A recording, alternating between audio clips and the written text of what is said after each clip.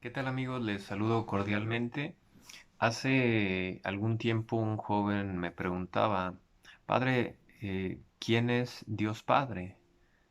Porque Jesús, pues sabemos que es el Hijo, que predicó, que curó personas, que liberó, que nos deja un mensaje, eh, que se entrega por nosotros, pero ¿y el Padre?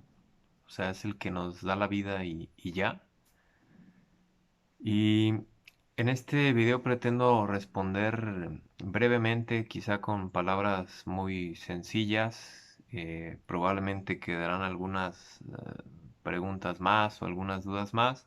Hay libros completos que podemos encontrar acerca de Dios Padre, acerca de la patrología, que es esta línea de la teología, pues, que estudia a Dios Padre, el tratado de Dios Padre. Sin embargo, pues él me preguntaba así como usted qué puede decir o con términos que podamos entender o que podamos explicar a lo mejor a los más pequeños también. Y no es una pregunta fácil, evidentemente, para empezar porque cuando hablamos de que Dios no es material, ya hay una primera dificultad porque estamos acostumbrados a entender las cosas en lo material, en el espacio y el tiempo, que es en lo que vivimos y en lo que nuestra capacidad nos permite comprender y ver o captar a través de nuestros sentidos. Entonces, lo primero que hay que decir, empezaremos con el credo, ¿verdad? El credo, decimos nosotros, creo en un solo Dios. El punto de partida es entender nuestra fe y la creencia trinitaria, un solo Dios. Y ya el credo se estructura en tres artículos: Padre Todopoderoso, Señor Hijo Único Jesucristo, Espíritu Santo, Señor y Dador de vida. Padre, se le olvidó la iglesia. Bueno, para los santos padres, en un principio la iglesia es entendida como el lugar donde actúa el Espíritu, como lugar en el que el Espíritu hace su obra. De ahí que sean solamente tres artículos. Y esto nos quedará más claro si hemos participado en un bautismo. Son tres preguntas. Y ahí aparece pues el Espíritu Santo y la iglesia en la última. Pero bueno, creo en un solo Dios. Lo primero que hay que entender es un solo Dios. Dios es una sustancia. La divinidad es una sustancia que no se puede de alguna manera compartir de a poquito. Pues no, la divinidad es la divinidad y ya. Es decir, Jesús, el Hijo, es engendrado por el Padre. Pero ese engendrar no lo entendamos como aquel que tiene un hijo y su hijo pues puede andar aquí o allá y yo acá sin saber qué está haciendo él. Pues no, esa es una concepción en el espacio y el tiempo, ¿verdad? O entender que el padre está más grande en tamaño y es más fuerte y el hijo es poquito más delgado. Pues no, es una concepción en el espacio y el tiempo.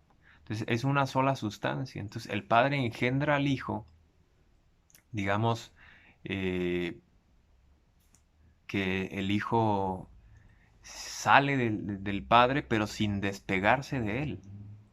No deja de compartir esa sustancia, no deja de estar en él. No es que ya haya dos sustancias, una el padre y el otro el hijo, no, es una sola sustancia, Dios. Sin embargo, es como pudiéramos decir a lo mejor burdamente, como si sacara un brazo de él, un nuevo brazo con el que voy a hacer ciertas tareas, pero no deja de ser una sola sustancia, Dios.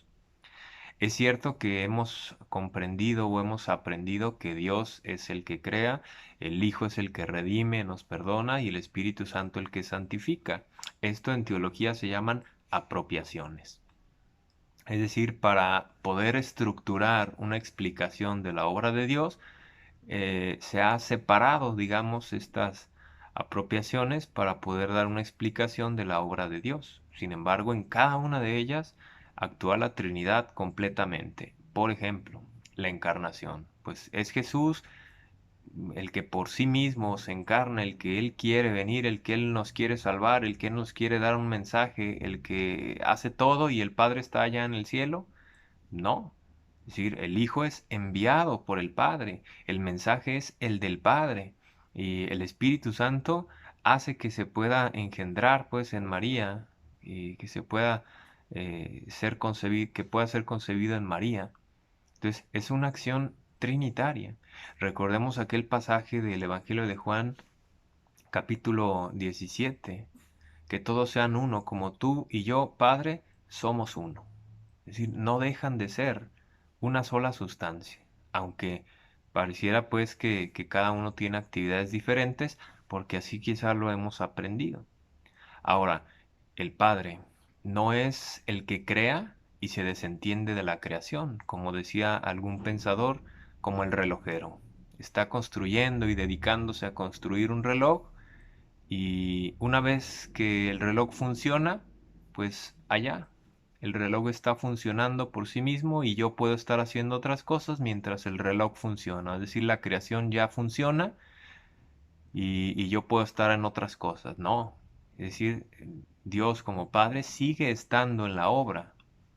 No es nada más como el que tiene un hijo y se desentiende de él. Algunos quizá puedan tener esa dificultad, haber tenido un padre que no fue providente, un padre que les abandonó, un padre que les maltrató. Y al escuchar un Dios Padre, no me causa a lo mejor mayor interés. Sin embargo, el hablar o el decir Dios como Padre significa no solamente el que engendra la vida, el que engendra la creación, el que da la vida, sino significa también aquel que quiere seguir siendo Padre, aquel que provee, aquel que está al pendiente de las necesidades, aquel que está atento a apoyar a su hijo siempre en libertad. ¿Ah? Si nosotros nos alejamos o nos queremos alejar de Él, pues evidentemente habrá libertad. Sin embargo, será un Padre que siempre esté atento en la misericordia, en el amor, en su gracia. Entonces, cuando hablemos de Dios como Padre, ¿quién es Dios Padre? Lo primero que habría que entender es esa concepción de Dios como Trinidad, Dios como una sola sustancia.